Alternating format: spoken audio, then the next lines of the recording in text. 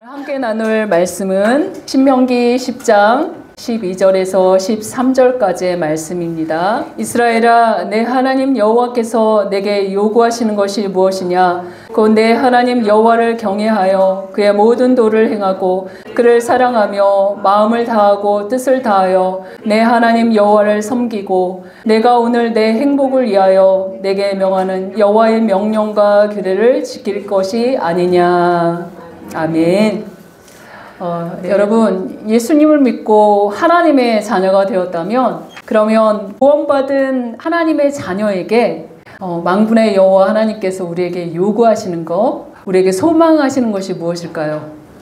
네, 부모들이 자녀에게 원하는 딱 한 가지, 그것은 풍성한 축복을 누리고 행복하게 살기를 원하십니다. 육신의 부모들도 자녀들이 행복하게 살기 원해서 잔소리도 하고 또 이것저것 가이드를 해주면서 방향을 열어주는 것처럼 우리의 진정한 참 아버지께서 우리가 행복하게 살기를 굉장히 원하시는데 그 행복하게 사는 길을 방치하지 않고 성경 66권에 빼곡하게 아주 자세하게 기록하고 있다는 것입니다. 그런데 지혜로운 사람은 그 하나님께서 제시해 주시는 그 길을 순종하여 가면서 하나님이 온전히 주시고자 하는 그 풍성한 축복들을 온전히 누리는데, 그런데 문제는 어리석은 자들은 하나님이 제시한 길을 막고 듣지 않고 무시하고 경멸하며 순종하여 받들지 않기 때문에 고통과 저주가 따라다니고 있습니다. 그런데 하나님께서 왜 그런 결말을 허락하셨는지, 온전한 행복을 누리는 것은 바로 자유의지를 주신 그 하나님께서 우리에게 그 길을 선택하라고 그렇게 우리에게 열려놓으셨기 때문에 우리가 선택한 대로 행복한 길, 순종한 길을 따라다니면 하나님이 베풀어 주신 모든 것들을 누릴 수 있는데, 그렇지 않고 불순종의 길, 거역의 길을 걸어간다면 저주와 고난이 따를 것이다 라고 우리가 신의 산에서 믿음의 조상들이 언약했기 때문에 그 언약이 지금도 그대로 유지되고 있는 것 때문에 그렇습니다. 모세를 통해서 기록한 모세의 오경은 창세기, 출애굽기, 레위기, 민수기죠. 그곳에 이야기하는 것은 너희는 토라를 따라 살아라. 그건 바로 말씀을 따라 살아라. 그 길이 바로 행복한 길이다 라고 그 방향을 제시해주고 있습니다. 특히 모세가 죽기 전에 출애굽 2세대들을 향해서 너희가 들어갈 그 땅, 하나님이 허락하여 주신 그 땅에서 행복하게 사는 길은 이러이러한 길이다 하면서 자세히 그 설교를 통해서 더욱더 이렇게 드러내주고 있는데, 그 내용은 이스라엘 백성들이 지나온 역사들을 돌아보며 실패했던 인생, 실패했던 그 원인, 그것이 무엇인지 이야기하고 있습니다. 그 실패의 원인은 하나님의 말씀을 듣지 않고 불순종했다는 그 결과 때문에 그랬다. 그러니 너희는 너희 자녀들아 가나안 땅에 들어가서는 이렇게 순종하며 행복하게 살아라 라고 이렇게 그 말씀을 제시하고 있습니다. 그 말씀을 오늘 살펴보려고 합니다. 신명기 10장 13절입니다. 같이 한번 읽어봅시다. 내가 오늘 내 행복을 위하여 내게 명하는 여호와의 명령과 규례를 지킬 것이 아니냐. 네, 하나님께서 이렇게 행복의 길을 제시해 주셔서 명령과 규례와 법도를 주신 것은 뭐라고요? 내 행복을 위해서. 그래서 하나님이 주시고자 싶으신 그 풍성한 축복을 누리면서 살게끔 그 길을 제시해 주신 것입니다. 그의 명령과 규례를 지키면서 사는 것이 오직 유일하게 우리가 행복하게 사는 길이기 때문에 그 길을 제시하고 있는 것입니다. 바로 토라를 따라 살아가는 삶, 말씀을 따라 살아가는 삶. 그런데 저와 여러분은 그 행복의 길을 제시하시는 하나님을 어떻게 생각하고 계시나요? 무서운 하나님, 나와는 거리가 먼 하나님, 느껴지지 않는 하나님, 나에게는 도무지 관심이 없으신 것 같은 하나님, 명령해놓고 지키나 지키지 않나 이렇게 지켜보면서 지키지 않으면 벌 주시는 하나님이라고 오해하며 살아오지는 않았나요? 그것은 100% 하나님을 잘못 생각한 것입니다. 하나님께서는 이 세상 누구보다도 우리가 형통하고 행복하게 살기를 원하신다는 것. 이게 바로 하나님의 마음이라는 것입니다. 왜냐하면 우리를 만드시고 이 땅에 보내신 나의 아버지이시기 때문에, 참 아버지이시기 때문에. 그래서 이 세상의 부모도 나를 낳았으면 한결같이 자녀가 행복하고 정말 아름답게 풍성하게 부유하게 살기를 원하시는 것처럼 하늘 아버지도 동일하다는 것입니다. 그러기에 하나님이 그 비결을 알려주시는데 신명기 10장 12절입니다. 같이 한번 읽어봅시다. 이스라엘아, 내 하나님 여호와께서 내게 요구하시는 것이 무엇이냐? 곧 내 하나님 여호와를 경외하여 그의 모든 도를 행하고 그를 사랑하며 마음을 다하고 뜻을 다하여 내 하나님 여호와를 섬기고. 네, 우리의 행복을 위해서 하나님께서 요구하시는 4가지를 말씀하고 계시죠?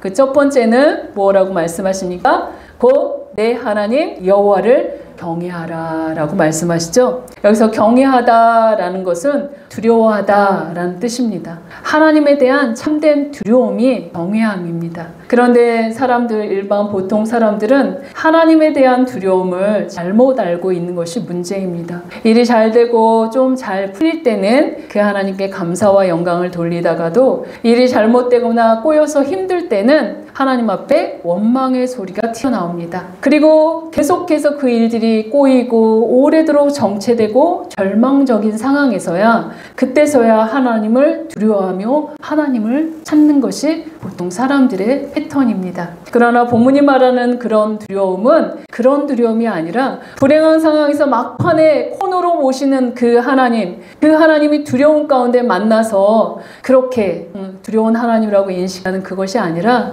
하나님과 인격적인 관계 속에서 하나님이 사람이 아니시기 때문에 절대자, 창조자이시기 때문에 마땅히 지녀야 될 그 하나님에 대한 경외감, 그것이 바로 진정한 두려움입니다. 그 두려움 가운데 기본이 되는 것은 하나님의 말씀을 경청하는 것이죠.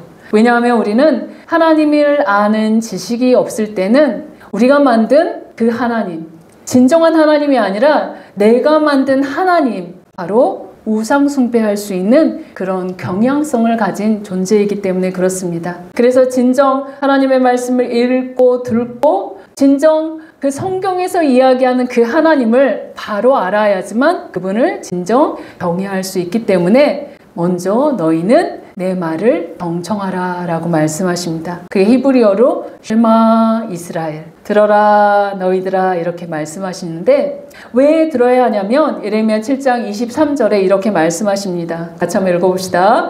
오직 내가 이것을 그들에게 명령하여 이르기를 너희는 내 목소리를 들으라. 그리하면 나는 너희 하나님이 되겠고 너희는 내 백성이 되리라. 너희는 내가 명령한 모든 길로 걸어가라. 그리하면 복을 받으리라 하였으나. 네, 바로 하나님을 경외하기 위해서는 먼저 하나님의 목소리를 듣는 것이 그 하나님을 두려워함의 첫 번째입니다. 하나님의 목소리를 듣는 것은 어떻게 들어야 되죠? 기록된 하나님의 말씀, 성경책을 펴놓고 부지런히 묵상하고 경청하고 그 뜻이 무엇인가 상고하는 것입니다. 그렇게 할 때 그분이 명령한 그 길로 걸어갈 수 있기 때문에 그렇게 하라라고 우리에게 요구하시는 것입니다. 이게 바로 경외함의 첫 번째 길입니다. 그리고 두 번째 하나님이 우리에게 요구하시는 것은 그의 모든 도를 행하는 것입니다. 바로 그가 보여주시는 길, 그의 율법에서 벗어나지 않고 그 길 안에서 부지런히 걸어가라 라고 말씀하십니다. 아까 읽었던 에레미야 7장 23절 하반절에 보면 너희는 내가 명령한 모든 길로 걸어가라. 그리하며 복을 받으리라 라고 말씀하시죠. 하나님이 명령하신 길 안에서 부지런히 우리가 그 길을 따라 걸어갈 때 복을 받는 인생, 행복한 인생이기 때문에 그 도를 행하라 라고 말씀하고 있습니다. 그런데 하나님의 백성들은 그 하나님의 명령을 오해해서 그 말씀 듣기를 싫어하지요. 그래서 이사야 66장 3절 끝에 보면 그들은 자기의 길을 택하며 그들의 마음은 가증한 것을 기뻐한즉 이렇게 말씀하십니다. 어리석은 사람들은 하나님의 말씀을 듣기 싫어하고 그의 길을 걸어가는 것을 싫어합니다. 그래서 말씀을 따라 걸어가지 않고 누구를 따라 걸어간다고요? 자기의 생각대로, 자기가 원하는 방식대로 그 길을 살아간다라고 말씀하십니다. 그래서 하나님의 뜻과 상관없이 살기에 하나님이 싫어하시는 것만 골라서 한다라고 말씀하시죠. 그런데 문제는 하나님이 내버려 두시는 것이 아니라 하나님의 자녀이기 때문에 하나님께서 그런 자들을 근실히 징계하신다라고 말씀하십니다. 예를 들어 우리에게 표본으로 모델로 세워주신 민족이 이스라엘 민족이죠. 그 이스라엘 민족이 하나님의 말씀을 떠나서 자기의 길을 걸어간 것 때문에 주전 722년에 북이스라엘이 아수르에게 멸망해서 나라가 사라져 버렸습니다. 그리고 다윗의 길로 걸어갔던 그 명맥만 유지했던 남유다도 주전 586년에 바벨론 제국에 멸망당하여 70년 동안 포로로 강제 노역을 하는 그런 민족이 되고 말았습니다. 죽을 고생하면서 그때서야 깨닫는 게 아하, 우리가 하나님의 말씀을 듣지 않고 살았기 때문에 이 강제 노역을 당하는구나 하면서 철저하게 교훈받고 다시 회복했기 때문에 하나님께서 고토로 회복시켜 주신 것입니다. 그렇게 고토로 회복시켜 주셨음에도 불구하고 추후 예수님의 그 말씀을 거절하고 거부한 것 때문에 또 예루살렘은 완전히 망해서 나라가 없어져 버렸죠.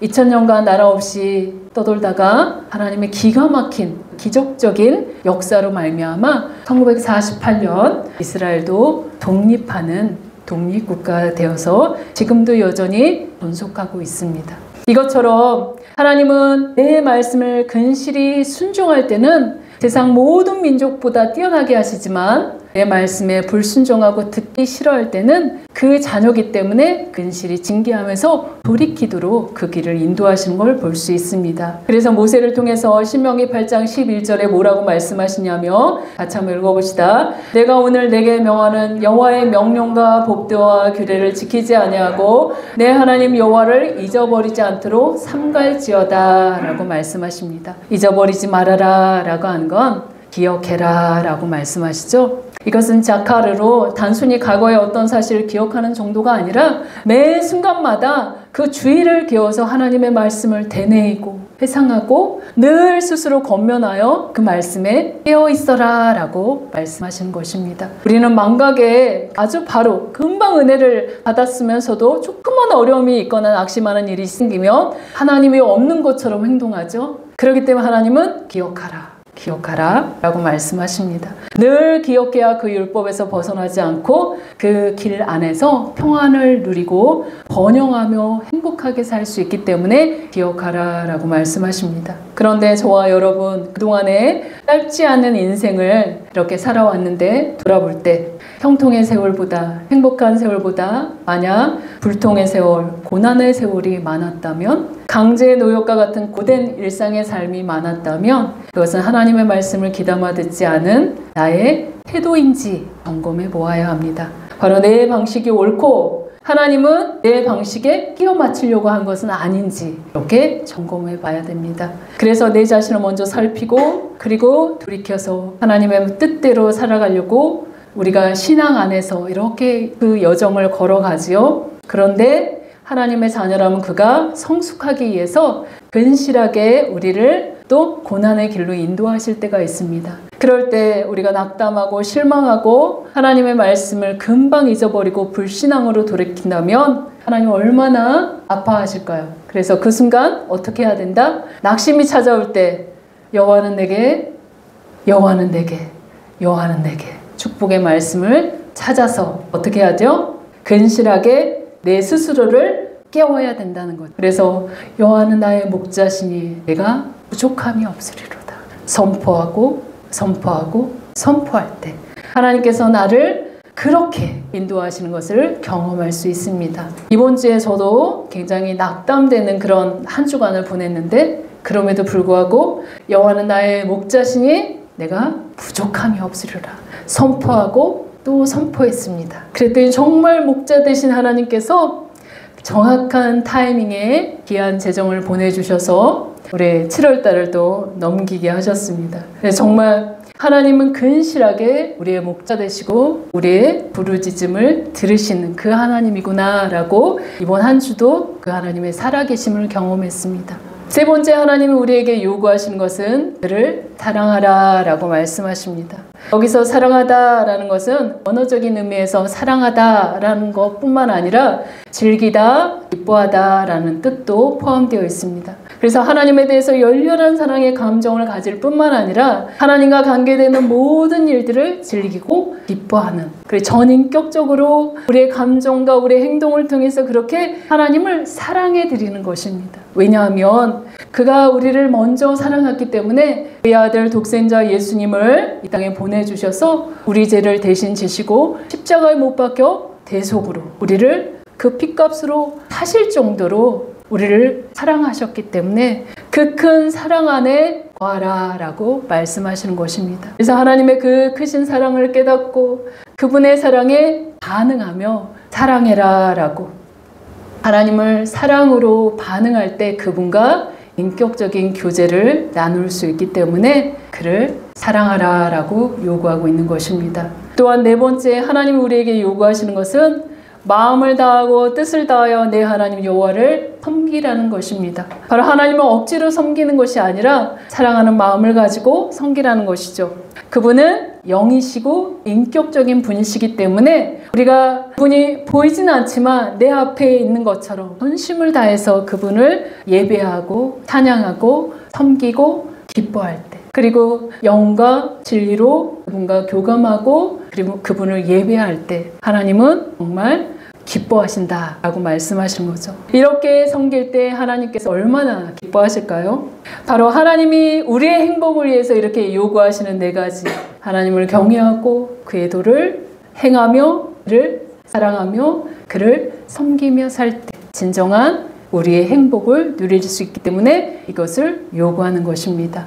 이렇게 자세히 알려주셨는데도 반역하고 실패한 이스라엘 백성들처럼 여러분이 불순종한다면 언약한 그대로 고난과 저주 아래 있을 것입니다. 그런데 이렇게 자세히 알려주신 그 하나님의 마음을 알고 내가 지키면서 그렇게 하나님을 기쁘시게 하며 살아갈 때 하나님이 너무나 사랑스러워서 하나님이 베풀어 주실 그 풍성한 축복을 그렇게 누릴 수 있도록 그렇게 우리의 길을 인도하신다라고 약속하셨습니다.